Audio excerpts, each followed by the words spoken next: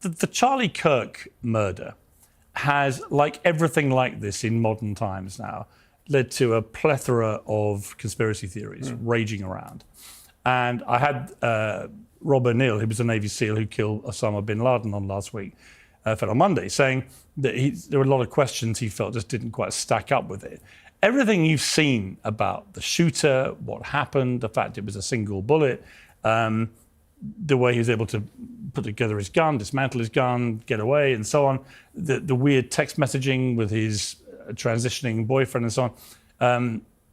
What do you make of it all? Do you think there are unanswered questions with this? Does it make sense to you? Oh, absolutely there are unanswered questions. It doesn't make sense to me completely, and I think that's why there are conspiracy theories that are popping up around the shooting. The problem is that, like so much of what happens in the real world, there are areas that are protected, areas of information that are not available to the public, so the public doesn't get a full picture. You were just talking about the emergence of new media. Part of the unexpected or possibly unproductive side effect of that new media is that we now know more of what we don't know. Yes. Whereas in the past, when we didn't know, we didn't even realize we had a gap of information. What is the stuff, when you look at that shooting, what's the stuff where you, with your former CIA hat on, go, that's a bit weird?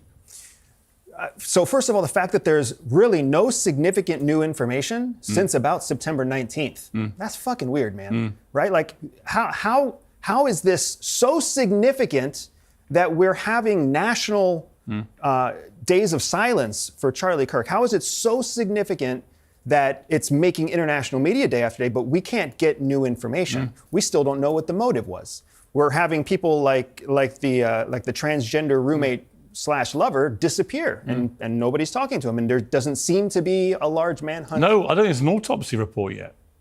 I don't think we've had an autopsy. Exactly. So this is information that doesn't seem unreasonable to share, and yet it's not being shared. So the question becomes why. There's lots of legitimate reasons why it wouldn't be shared yet, but that's not good enough for us with our current appetite. From a technical point of view about the shooting itself, for a 22-year-old who's not military trained, to be able to get up on that roof, put together a gun, then dismantle it, fire off one shot with a bolt-action rifle that belonged to his grandfather, reportedly, and get away, but to be able to assassinate somebody in that clinical manner, does that seem likely, or is there something we don't know about what this kid was doing before all this? We look at everything in intelligence through a lens of probability. Anything is a possibility, but what are the probabilities that it played out the way that we're being told? So when I think of his age, and I think about the fact that he grew up in a hunting family, and I think about the fact that he was familiar with that particular weapon, he was familiar with the campus. He had what we call the advantage of area familiarity, area fam. He had all of those benefits that Charlie and Charlie's team did not have. Plus, of course, he had the element of surprise on his side. But when it comes to the technical elements of being able to handle that weapon, I tend to agree more with Rob. It doesn't make sense.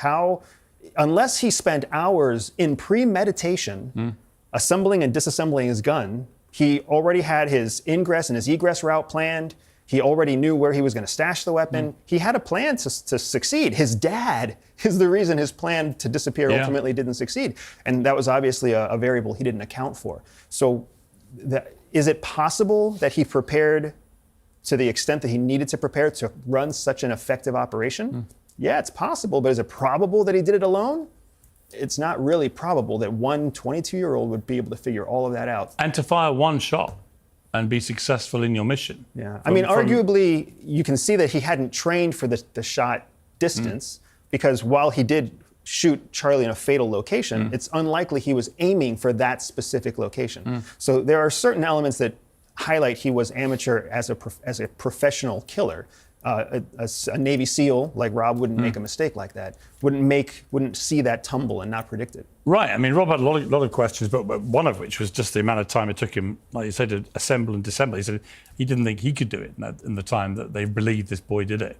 And it's interesting because the only equivalent kind of story in the last few years where there are even more unanswered questions is the young person who tried to assassinate Donald Trump. Absolutely. From a similar route, from a similar distance, about whom we seem to know absolutely nothing. I mean, even the guy on the golf course, we know a bit more because he defended himself and everything else. But that original shooter remains just so weird. Like, this kid had no digital footprint, nothing. From a CIA point of view, when you encounter that, where someone tries to assassinate the President of the United States or a very high-profile figure, and when you dig into it, for a young person to have no digital footprint whatsoever, that to me is very, very odd. Absolutely. There's hidden information there, without a doubt. It's funny, my mind worked very similar to yours, Piers, when I started to research the elements that made up the Charlie Kirk assassination. I immediately was triggered to look back at Thomas Crooks, the one who tried to kill Donald Trump when he was on the campaign in Butler, Pennsylvania. Yeah.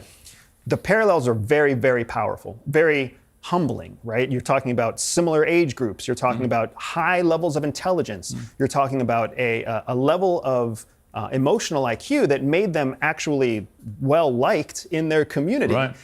CIA believes that all people are born with a spy secret superpower. For some people, that means they can win deals. For others, they can spot liars. Some can even seduce lovers. I built a free 3-minute test to help reveal to you exactly what your secret hidden superpower is. All you have to do is click on the link in the description below, take the test, and start using your spy superpower to stay ahead of 99% of people. So no one expected that they would have this killer instinct inside them, and arguably, maybe they didn't. They certainly were able to carry out something dangerous, but could they have done it alone? We don't know.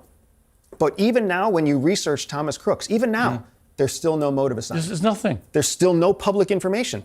Now, the person he tried to assassinate, of all the people in the country, if you're trying to kill the president, you should be an open book to the American people, unless there's something you don't want the American people to know. Well, and of course it goes right back to JFK and the unanswered questions there and everything else. And, you know, I've had a lot of people on talking about the JFK files, and you just think, will we ever find out? But do you think we ever will? Will we ever know for sure? In the world of intelligence, in my experience, when there's something that is damaging to the idea of the American government, the idea of the structure that we have, the specificity of how we carry out our operations, when something is butting up against those areas of information, we'll never know. Because it's not in the government's best interest to actually be transparent with the people. It's in the government's best interest to tailor and cultivate what's released, and that includes cultivating and tailoring what isn't released. I had Oliver Stone on, the filmmaker, with his son last week, talking about the RFK assassination and how he was certain, they've done a documentary about this, he was certain that was a CIA inside job. Did you ever hear anything about that when you were? The RFK assassination is another interesting example of where information is missing, and what's left doesn't stack up. The pre-2001 CIA, pre-9/11 CIA is a very different beast than the CIA I grew up in. And one of the things that they teach us when we go through our onboarding is how different and kind of Wild West, unsupervised, very reckless that previous CIA was. It was born of the time, at the time it was needed, and it was kind of ignored for 30 years before any significant oversight was applied to it. So could they have been involved? I don't put anything beyond what CIA, without oversight, could have done, especially considering it only falls under the office of the executive, which just implies that at some point in time, it would want to shape the office of the executive. And that is exactly why the JFK assassination is so interesting. Whenever I interview people like you, the most popular response from viewers is there's no such thing as former CIA. And that even if I say to you, are you still in the CIA? Well, why would you tell me anyway? It's a very valid point. There is no such thing as former CIA. There's no such thing as retired military. The fact that we served once means that at the drop of a dime, at the call, we will serve again. And I'm not trying to hide that, and I'm not trying to say anything else. But there's a difference between being favorably disposed, dedicated, loyal to the mission, versus being controlled by the mission today. And when people say, I think what they're implying is that I'm still part of CIA. I am most certainly not part of CIA. CIA is not my friend. They are very publicly not my friend. I get letters from them all the time reminding me to get off screen because I have no business being on screen, and threatening me with legal action if I overstep the boundary of my secrecy agreement. So people don't see that part. They just see me on camera. Your book, they tried to block it for a while. Excuse me. But you finally got it unblocked. What was the kind of stuff which they were objecting to, and how much of that in the end has made the final edit? Yeah, absolutely. So my book Shadow Cell, that was just released in September. Thankfully, we are a New York Times bestseller. I'm very excited about that. Congratulations. Thank you very much. The entire manuscript was finished in 2021 and submitted to CIA in late 2021. And then in 2022, the whole world changed. You had conflicts creep up between the United States and China. You, of course, had Russia invade Ukraine. You had new brinksmanship with Iran and North Korea. And as a result of that, CIA deemed the entire book a classified document. From beginning to end, the premise of the story, the operation itself, the individuals involved, even the number of cases. Inside the book, we go through detailed the number of officers that were in our cell, the number of cases that the officers managed. CIA wanted none of it released. They deemed it all classified information. My wife and I understood, as former CIA officers, what is actually the definition of classified information. And it took us 3 years of kind of legal back and forth with CIA. And out of interest, for those who don't really understand this, what is the kind of overarching definition of it? So the definition of human classified intelligence is that it has to be information that exists on a document that has classification markings. That's what makes it classified. There's this catch-all where they can say, oh, if you take what you said, it implies enough information, but that requires a court to come in and say that the court agrees or disagrees with what CIA is saying. So my wife and I knew that what was in the book was not word for word verbatim off of any classified document, so we knew that it wasn't going to withstand that accusation. But it took us 3 years because CIA went through different directors. CIA has its own political issues. Of course, CIA is a one-way street. You write to them, they may or may not write you back right away. So it was a lot of back and forth that ultimately we only won because we threatened them with a First Amendment lawsuit.